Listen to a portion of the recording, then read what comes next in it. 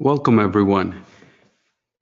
Good morning, good afternoon, good evening, pertaining to wherever you might be located in the world. My name is Hartej Sekhan, and I'm a marketing specialist at Statusbrew. Today, we're going to discuss the topic mapping our webinar attendees journey 10 to 200. We will share what all we learned in this season of our webinars to improve the engagement we got for it and what we did to maximize the results of our efforts, and the ones that worked for us we will share with you. This year, that is 2018, has almost ended, and we at Status Brew hope you are enjoying your holidays. This is officially the end of season 1 of our webinars. And once the next one is finalized, we will give you an update about it. Just a little housekeeping before we start. All attendees are muted for the best experience of the webinar for everyone and for the recording of it. Whenever you have any questions, please share them with us. And if it is not covered in this webinar, you will receive the answers to all of your questions in your email by tomorrow. The recording for the webinar will be shared with all of you in this coming week. Join us on Twitter using the hashtag BrewTalk. We will connect with you. Whatever comments or questions that you have, you can come up with them over here using the hashtag BrewTalk, and we will connect with you. That's my picture. I'm your host of the day, Hartej Sekhan, and the agenda for the day. We will talk about that when you're planning to do a webinar, when you're thinking about the topic that you want to do for your webinar, what should be the intent that you have for it? And then we will talk about the tips for growing webinar registrations that we've used, and after that, improving the quality, of your webinar, what you need to do all of that. And then we will talk about a few tactics which will improve your attendance rate, as we have noticed the same while doing those steps. And the last one is we will talk about various ways with which you can market your webinar. So the first one is the intent of the webinar. And always it should be like your intent for picking up the topic, and whatever you are delivering to your audience, it should be a problem solving intent for them, so that they can overcome a pain point or a challenge that they are facing in their whatever steps they're taking for marketing themselves. In order to effectively attract your webinar audience, you must understand that most of the registrants and attendees are not sales ready at this point when they're following you through your webinar. Instead, they're on a journey to become better informed and better educated. They don't want to feel like they're attending a sales pitch or that you're asking them to attend one. They want to know how you can solve their problems, whatever you have communicated. So when you're deciding on the topic, the first thing is that you need to identify the challenges and the pain points, challenges or the pain points of your audience, and you should address that.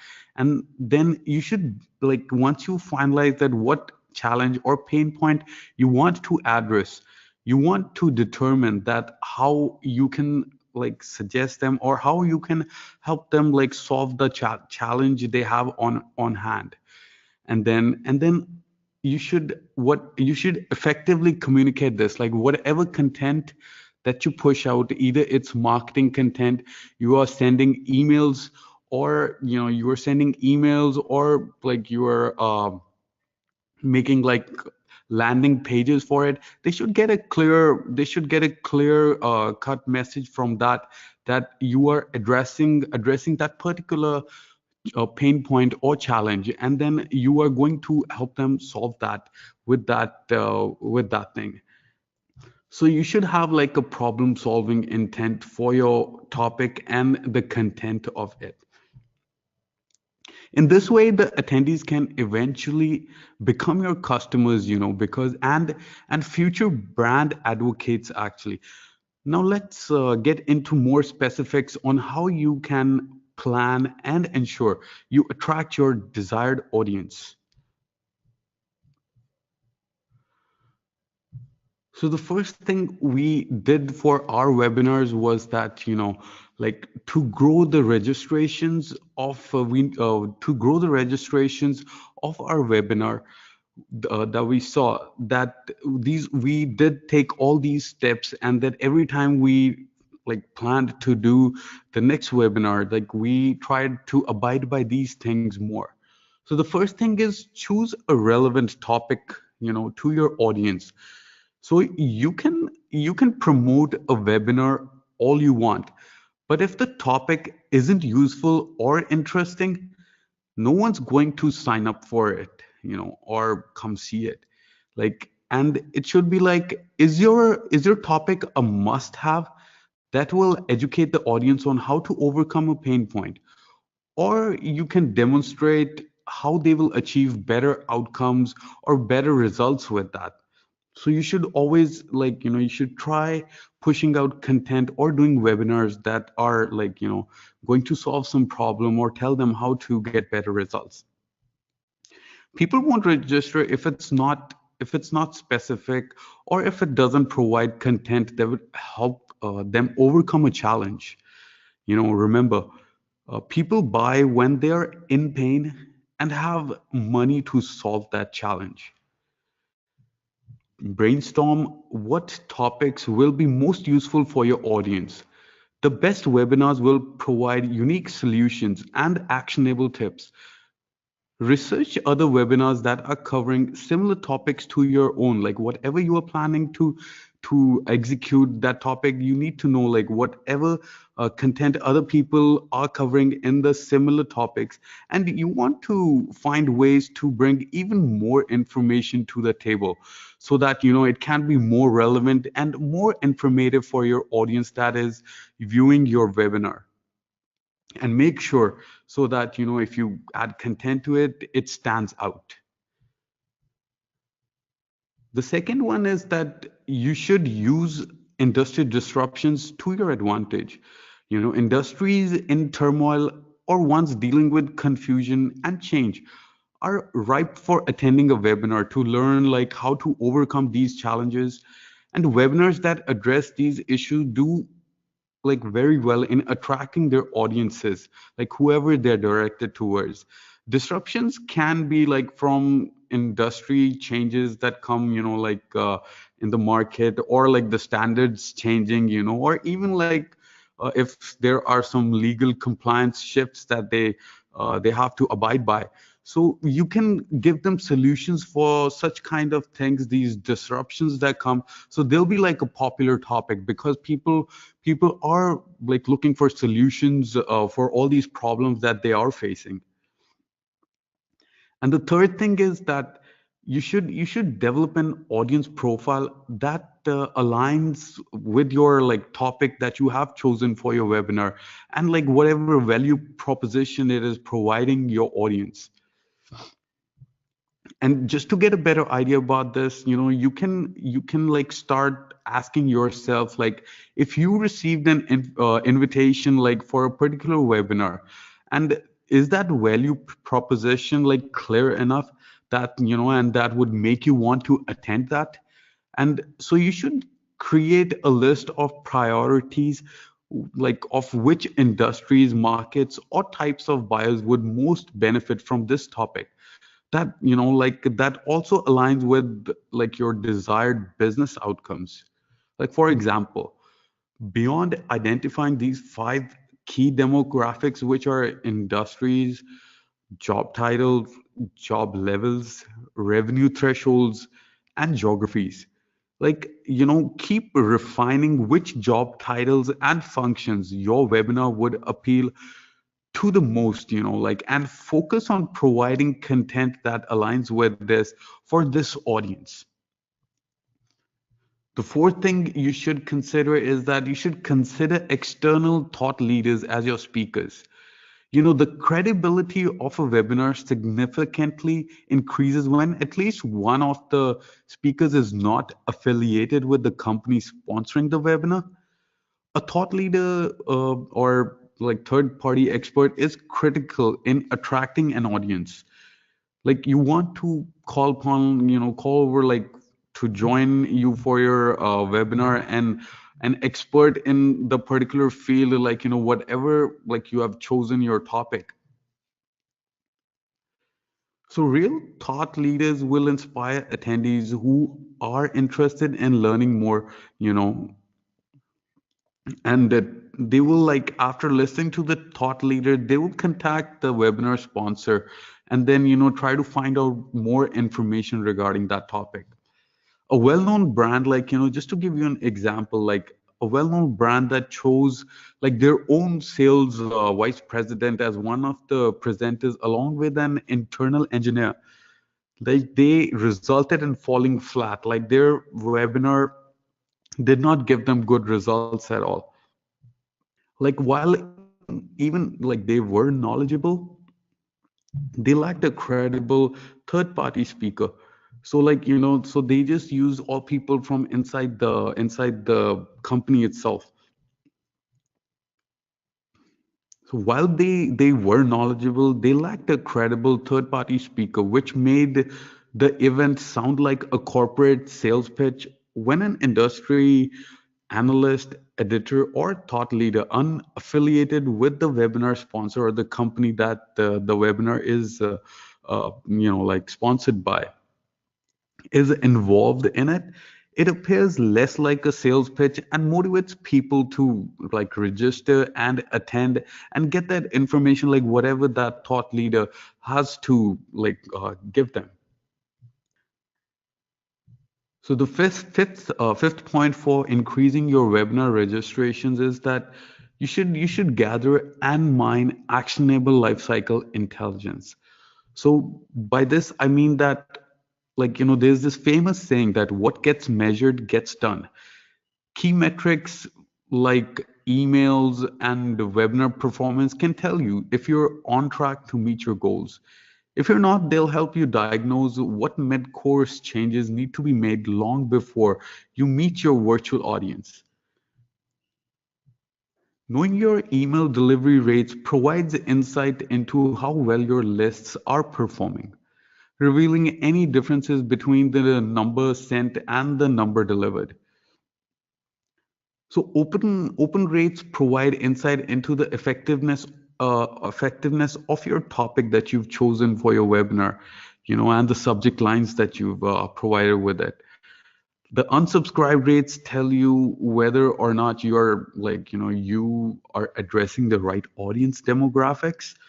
And your best early indicator of webinar success is comparing how many people are registering to that actually click on the registration page. It will predict, and like, it will predict with uncanny accuracy what type of registrations and attendance you can expect out of that. A click-through rate of above 25% is usually, like, is a strong indicator that your message is resonating with your audience, like whosoever you've targeted your ads towards.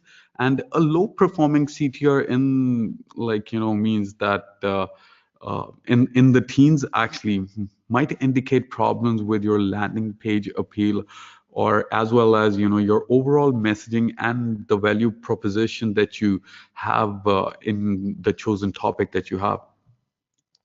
And other lifecycle intelligence to collect includes demographic information, like which industries, job titles, functions, and geographies are registering for your webinar, and as well as what sources these all registrations are coming from. Like, either it's from the email marketing that you did, or the marketing for your webinar that you did on social media, and that is how, like, you can see what is performing better, and so that you can like concentrate on that more. So perhaps the most important intelligence you can gather is simply by asking, like all the people who are registering for your webinar, that what they want to learn from this webinar, from your chosen topic. They are definitely resonating with it, and there might be a particular thing that they're looking a solution for. So you can like just ask on that page itself. And it's better to learn this before like they show up like for the webinar on that day, as it helps like validate the messaging, like and deliverables you've promised to cover in the like invitation, so that it's more resonating with all your attendees. So more importantly, you can share this information with your speakers to make sure they align their presentation with this like all the interests of the audience that they are going to like see in the webinar. So these are the 5 points that you can, like, we've seen good results out of, if we've like incorporated these in our webinars, we've seen better results, and so will you. The next thing is, like, you want to improve the webinar that you're delivering every time.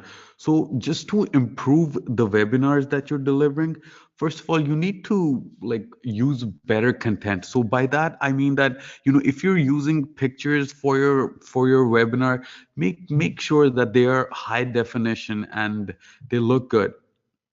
And whatever slides that you are preparing for the webinar, too, are attractive and are again HD.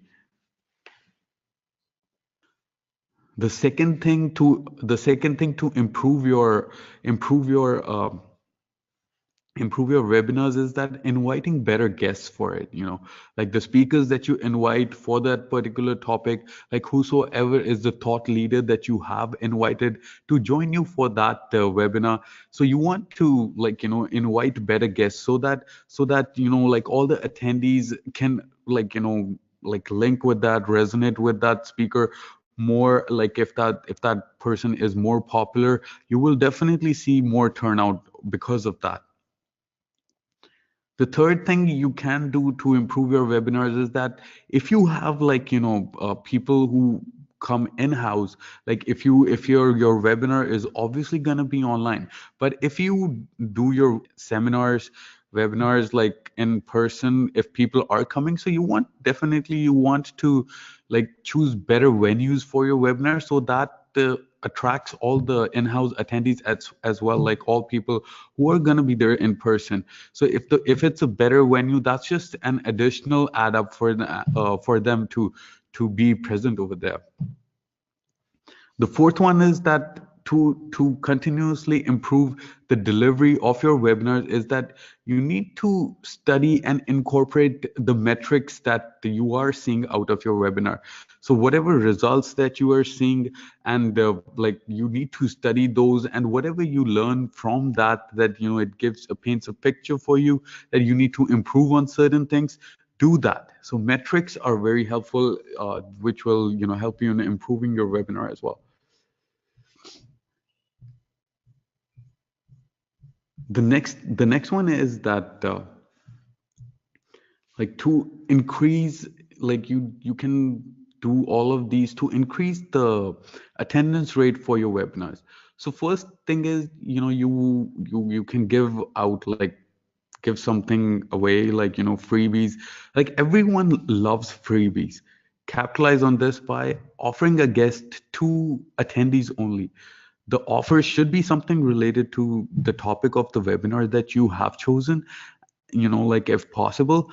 And one idea is to give away like a book or a gated article that your speaker has written on the subject, what the subject that the speaker is speaking about. Another option would be to create your own premium content from the webinar, perhaps an exclusive checklist or consultation that they can only get by, like, attending the webinar. It doesn't have to be content though. Certainly you don't have to. Depending on your budgets, like something else might be feasible as well. Like just like for example, like this company, they actually offered like a funny minimally branded t-shirt like to the first 10 people who tweeted about the webinar, and that will actually like that's actually some organic marketing for your webinar that more people will connect to.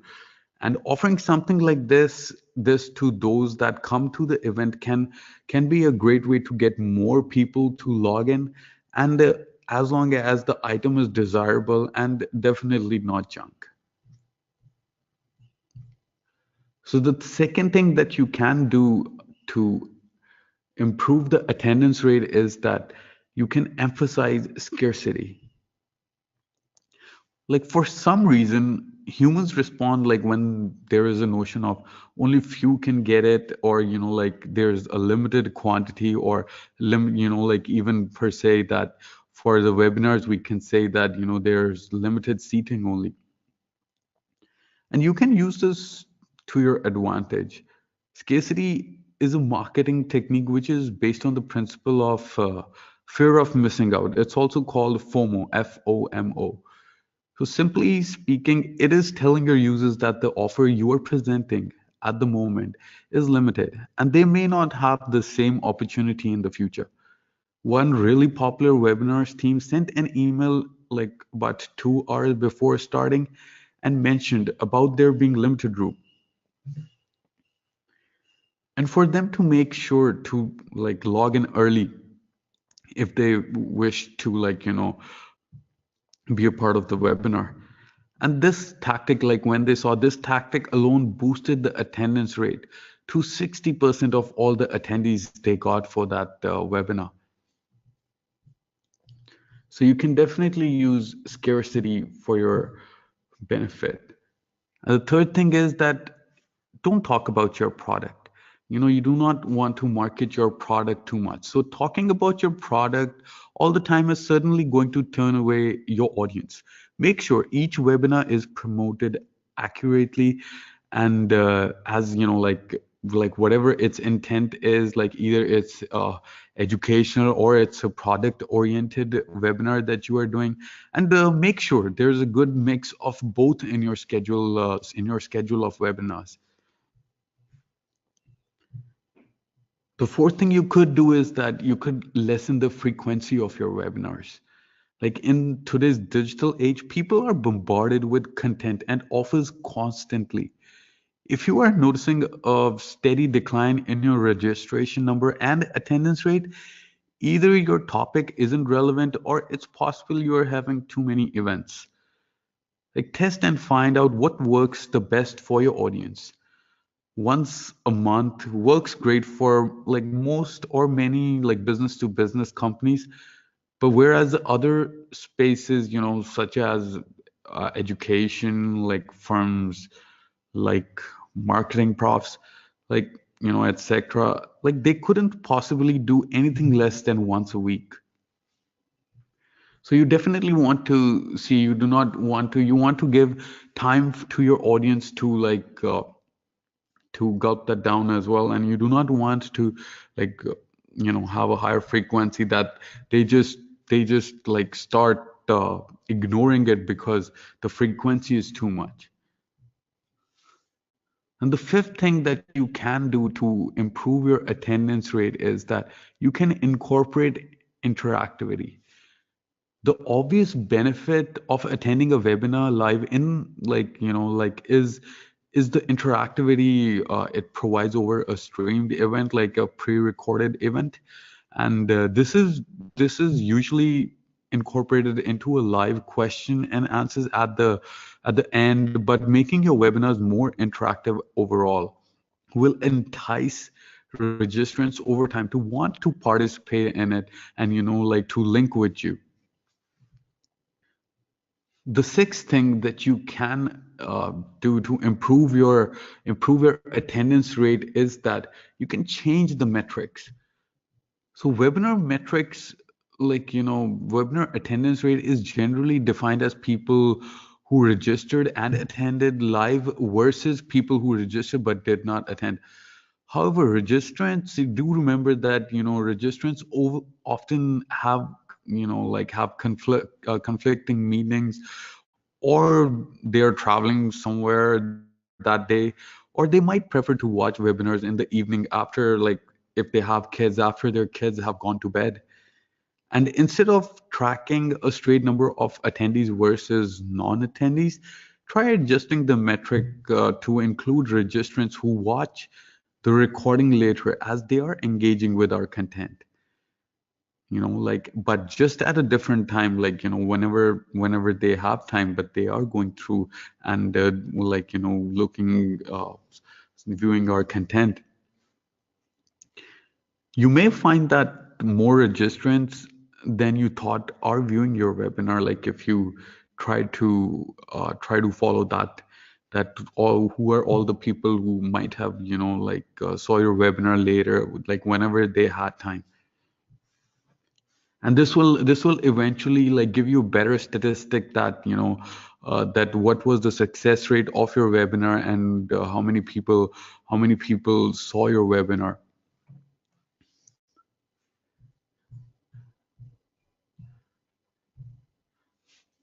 And just to, like, after you can do all of those things, and then to maximize your webinar attendance, you can also follow this or not, but then these are like webinar benchmarks reports.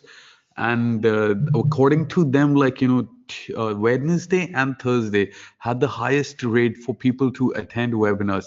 That was 28% both those days. And even the most popular time for that was 11 a.m. in the morning, when they saw that most people came and joined. So you can definitely, use you can experiment with the timings and the days that you push out your content on, depending, again, depending on the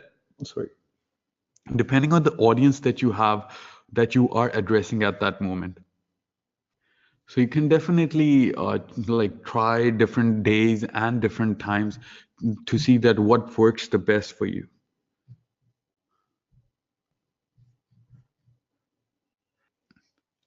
Then to tell you, like, when you've planned your webinar, you want to like, market it and to get the word out so that your audience, like whosoever you're targeting, gets to know about the event, and they come register for it if it's relevant for them. So for that purpose, like, first of all, you could run targeted ads. So you could already have like all your database that, that are relevant to the audience that you are targeting with your webinar. So you could run targeted ads for that. The second is that you should use remarketing and retargeting tactics. So all the people who've already shown interest in your like marketing effort, whatever you've done for your webinar, like, you can remarket to them, because the first time when they came across your webinar, maybe they did not have time, or they diverted from like registering or the page, they actually clicked on the link.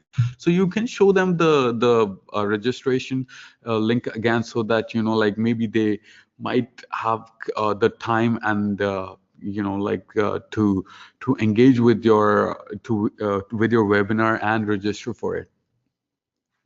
The third you could do is, like, to market your webinar, is that you could encourage social sharing by adding easy social share buttons. So wherever, like, either it's a landing page that you have created, or it's a message, or it's a tweet that you've put out, that you could like use you could push out like social share buttons with it, so that, if somebody likes the idea of it, whatever content you are pushing out, or the message that you have pushed out that you are concentrating on, you could just, like, add those social share buttons with it as well, so that they can further circulate your message and reach out to more people for you.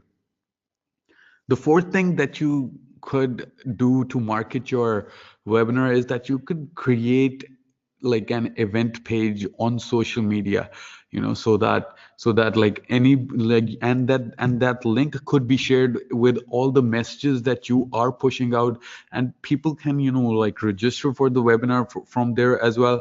And it will give them like it gives them insightful knowledge about like all the things that you are going to cover in your webinar and how they are going to benefit them, and then they will find a solution for like a certain problem or like a pain that they have. The fifth thing that you could do to market your webinar is that you could offer prepared tweets for your audience to share, like to share further. And so you can already like when people register for your webinar, you could have an option of already prepared tweets over there, which they can share easily, like without they don't have to put in the thought of making a tweet or like writing something. But then like if the knowledge that if the knowledge that you or the information that you have pushed out resonates with them, they can easily share your content further. The sixth thing you could do is that use images in your social posts. So whatever, like either it's a landing page that you made for your webinar attendees that who will register for it, just like just to make it a little more uh, attractive and interactive, you could actually incorporate like images in your social posts, so whatever you're pushing out. Then the seventh thing you could also do, like to get more engagement for your webinar, is that you could live tweet during the webinar. So you could have like you are presenting, you cannot be doing that. You can have another person in your company who is like tweeting at that particular time when you are presenting the webinar, so that just to inform all of the people connected with you that the webinar is live, and then they can come and join you in the webinar, or they can like, and give them an easy link so that they can come join you for the webinar. And then if you have any other updates that come like or you have further in the thing, you should always pin all these updates to the top of your social channels, so that anybody who comes across them can know what the update is easily.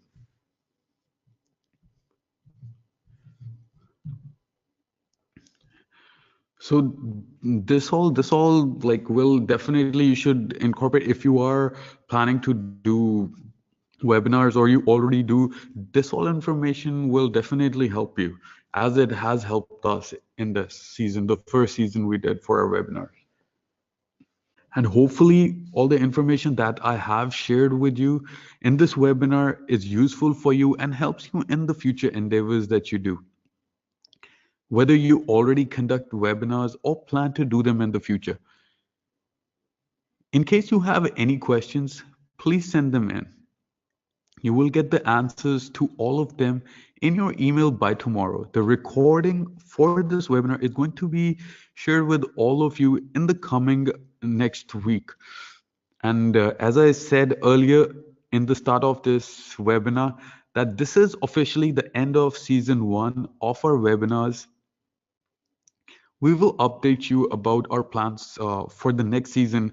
And finally, I would like to wish you Merry Christmas and a Happy New Year in advance from the entire team of Statusbrew. Brew Crew wishes for you to enjoy your holidays and take care. Thank you.